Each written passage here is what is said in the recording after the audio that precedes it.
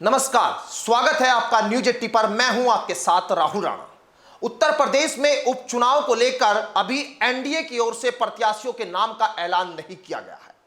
पश्चिम उत्तर प्रदेश की मीरापुर सीट पर सबसे ज्यादा चर्चा है और यहां पर कई नामों की चर्चा हो रही है। मेरे पास एक बड़ी खबर है मीरापुर उपचुनाव से जुड़ी हुई। मीरापुर उपचुनाव पर आज एक बड़ी बैठक जयंत चौधरी ने बुलाई थी।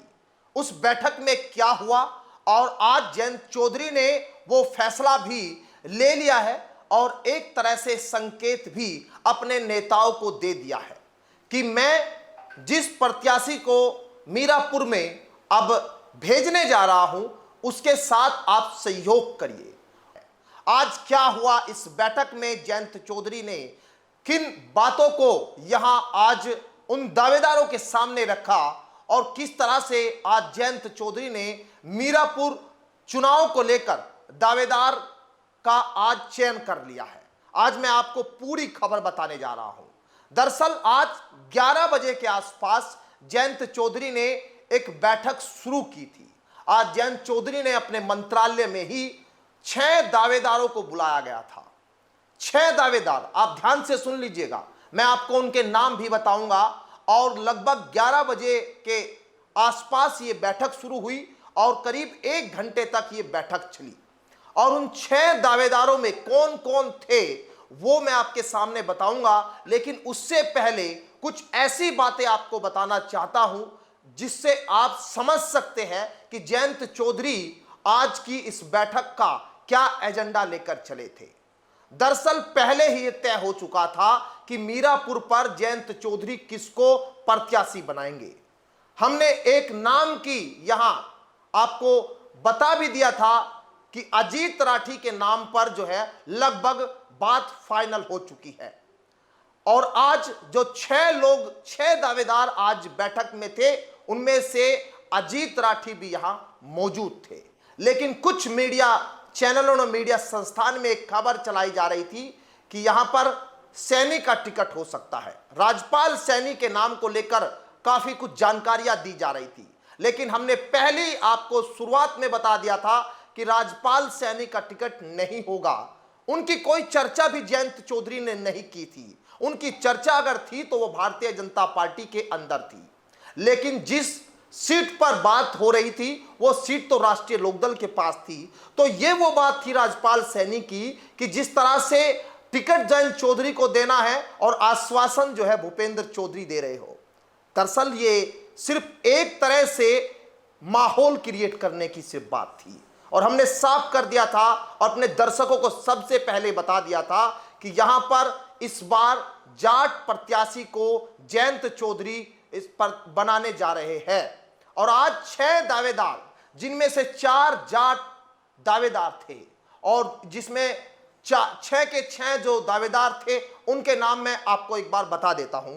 आज सबसे पहले जो है अजीत राठी और रमानागर दूसरे नंबर पर, प्रभात तोमर तीसरे नंबर पर यहां दावेदार थे, संदीप मलिक यहां दावेदार थे, रामनिवास पाल यहां पर दावेदार थे और संजय राठी यहां पर दावेदार थे। अब आप देखिए जिसमें से 4 जो है वो जाट थे और 2 नॉन जाट। रामनिवास पाल यहां थे और नॉन जाट में, और यहां पर रमानागर जो गुजर है वो यहां पर थे। अब आप इसको थोड़ा सा जो है समझते हैं कि कैसे यहां जयंत चौधरी आज एक संदेश और संकेत देने की कोशिश कर रहे थे।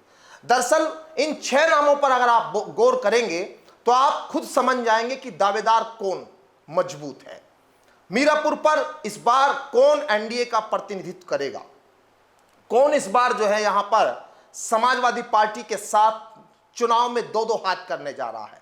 तो चलिए सिलसिलेवार तरीके से समझते हैं। दरअसल इस सीट पर करीब 40,000 के आसपास जाटों की संख्या, जाटों की वोट बताई जाती है। ये जाट यहां पर 40,000 के आसपास और जो गुजर है करीब 18,000 के आसपास यहां बताए जाते हैं। ये एक अनुमानित आंकड़ा मेरे पास है और जिसमें से जो यहां चंदन चौहान की पत्नी का नाम चल रहा था वो नाम इन 6 दावेदारों में नहीं है। यानी चंदन चौहान की पत्नी जो है प्रत्याशी नहीं होगी, यह साफ आज की बैठक में दिखाई दिया। तो अगर गुजर को यहां टिकट होता तो चंदन चौहान की पत्नी का नाम होता। यह एक अनुमान है, यह एक कयास है। तो रमनागर का जो है 18,000 वोट के लिहाज से मुझे लगता है कि यहां पर उनका टिकट नहीं होने जा रहा। तीसरा नाम प्रभात तोमर। प्रभात तोमर जो है यहां 2022 के आसपास राजनीति में आए थे, हो सकता है कुछ पहले, मेरी जानकारी 2022 के आसपास वो राजनीति में सक्रिय रूप से दिखने लगे थे। तो अब प्रभात तोमर क्या दावेदार हो सकते हैं? प्रभात तोमर को आज बुलाया गया था क्योंकि वो काफी लंबे समय से मीरापुर सीट पर तैयारी करते हुए दिखाई देते हैं और सभाओं में दिखाई देते हैं, उस जगह पर दिखाई देते हैं जहां पर पार्टी के कार्यक्रम होते हैं। संदीप मलिक इस वक्त जो है यहां राष्ट्रीय लोकदल की मुजफ्फरनगर के जिला अध्यक्ष हैं, उनके हाथों में राष्ट्रीय लोकदल की मुजफ्फरनगर की कमान है। लेकिन क्या वो जनता के बीच इतने लोकप्रिय है? यह अपने आप में एक सवाल है। यह सवाल, इस सवाल का जवाब भी यही जो है समझेंगे इसी रिपोर्ट में। लेकिन पहले आगे कुछ नाम वो उन पर चर्चा करते हैं। रामनिवास पाल, पाल जो वोट है करीब 7-8 हजार के आसपास इस मीरापुर सीट पर मानी जाती है। और मेरा यह मानना है, कुछ राजनीतिक जानकार भी ये मानते हैं कि जहां ज्यादा संख्या होती है उस इलाके में तो कहीं ना कहीं ज्यादा मजबूत दावेदारी भी चुनाव को लेकर उसकी दिखाई देती है। तो रामनिवास पाल जो है वो राजनीतिक तौर पर हो सकता है जयंत चौधरी के बहुत करीबी हो सकता है भारतीय जनता पार्टी उनको चाह ले कि पाल समाज को अगर टिकट दे दिया जाता है तो यहां पर एक उनके लिए और यहां पार्टी के लिए अच्छा साबित हो सकता है। लेकिन आपको थोड़ा सा और इसको समझना होगा कि क्या यहां जयंत चौधरी चुनाव के लिए जहां पर 3,30,000 के आसपास जो वोट है उसमें से 7-8 हजार के जिसके संख्या में वोट है, क्या उनको प्रतिनिधित्व देंगे?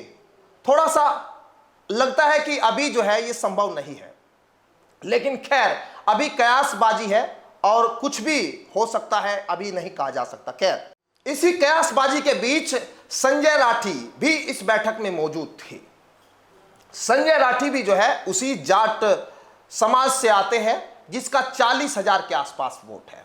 तो अब मैं वोटों के हिसाब से अगर यहां बात करूं तो यहां 4 जाट जो है दावेदार और 2 नॉन जाट जिसमें एक गुजर और एक यहां पर पाल समाज से। तो राजपाल सैनी तो पहले ही आउट हो गए। अब अगर इसके आधार पर देखें, क्योंकि राष्ट्रीय लोकदल का कोर वोटर जाट माना जाता है, 2027 में जयंत चौधरी यहां पर अपने कोर वोटर को बनाए रखेंगे। तो इस बात के ज्यादा कयास लगाए जा रहे हैं कि 2027 में जयंत चौधरी जाट प्रत्याशी यहां उतारेंगे। तो आप इस बात को यहां ऐसे मान सकते हैं कि रमनागर और रामनिवास पाल जो है वो यहां पर चुनाव में इस बार प्रत्याशी शायद नहीं बनाए जा सकते। अब आते हैं यहां 40,000 के आसपास जो वोट है उनकी बात करते हैं, जाटों की बात करते हैं, जहां मीरापुर सीट पर इसकी मांग भी समाज के लोगों द्वारा उठाई जाती है। तो इसमें अजीत राठी, प्रभात तोमर, संदीप मलिक, संजय राठी, 4 नाम। इन 4 नामों में सबसे ज्यादा पार्टी के लिए कर्मठ, सबसे ज्यादा लोकप्रिय जनता के बीच कौन होगा, इनमें से एक नाम अगर कहीं निकलकर सामने आता है तो उसी के नाम पर फाइनल मोहर लगने जा रही है। अब 1 घंटे की बातचीत में क्या हुआ, यहां आज जयंत चौधरी ने जो दावेदार वहां पहुंचे थे उनसे यह पूछा कि आप किस जगह पर, आपका जो गांव है क्या उस इलाके में है, मीरापुर में है, मीरापुर विधानसभा में है। यानी ये पैमाना इस बार रहा है कि यहां जो स्थानीय जो प्रत्याशी की मांग कर रहे थे लोग, तो वो स्थानीय प्रत्याशी भी जयंत चौधरी की नजर में हैं। इनमें से यहां अजीत राठी जिसके नाम को लेकर हम बार बार कह रहे हैं कि वो स्थानीय प्रत्याशी भी है, उसके पास ये नंबर भी है। अब यहां कुछ लोग अगर उसी गांव से है तो कुछ लोग सिटी के अंदर भी रहते हैं।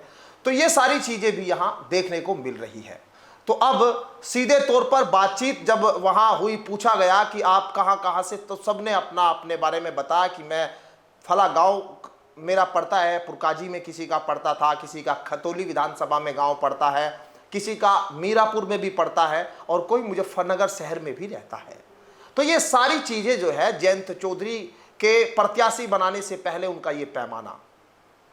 और अब बात आती है उस लोकप्रिय नाम की जो मीरापुर में इस बार एनडीए की तरफ से होगा, क्योंकि इस बार का जो चुनाव है भारतीय जनता पार्टी और राष्ट्रीय लोकदल एक साथ लड़ रहे हैं।